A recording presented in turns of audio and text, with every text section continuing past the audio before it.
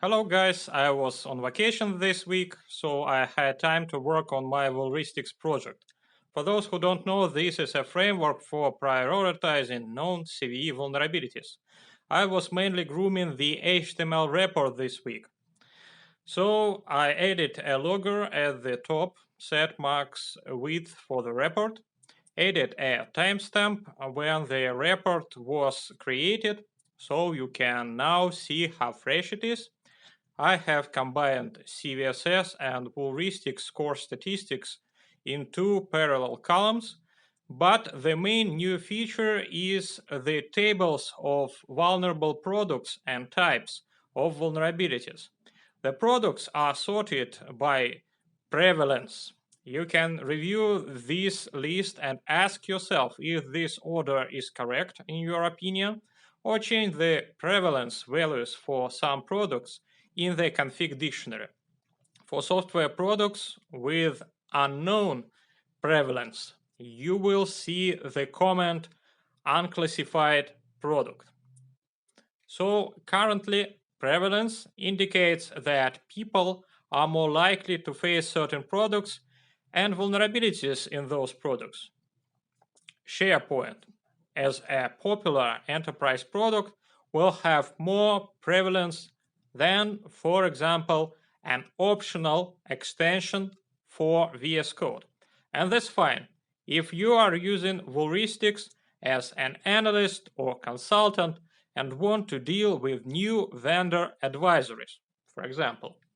But if you want to use Vulristics to prioritize vulnerabilities in your infrastructure, you will probably need to use prevalence values that reflect what is being actually used in your particular infrastructure. Because you will not worry about SharePoint vulnerabilities if it is not used in your company. And VS Code extension vulnerabilities become extremely important if all of your developers use this particular extension. So for this use case, we need to get IT asset management information about hosts, about installed software. And I hope I will add this functionality to Vulristics in the foreseeable future. But let's go back to the report.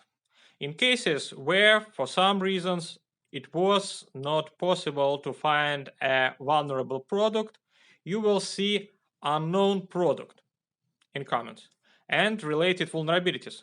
To get rid of this, configure product detections. The table with the types of vulnerabilities is similar. In the table, you can see how many vulnerabilities of different types and criticalities you have. So pay attention to the unknown vulnerability type, which requires configuration of the detection rules. I find this view to be very helpful. It shows the correct workflow for Vulristics. So you run the script. For some CVS, it works fine. For some, it doesn't and shows problems. So you tweak Vulristics for these cases and it starts to work better. I think it's very important to make all problems visible, not to sweep them under the rug, not to give false hopes that everything will always work fine, automatically, and out of the box, as some other vendors do. That's it for today. Please subscribe and leave your comments. Bye.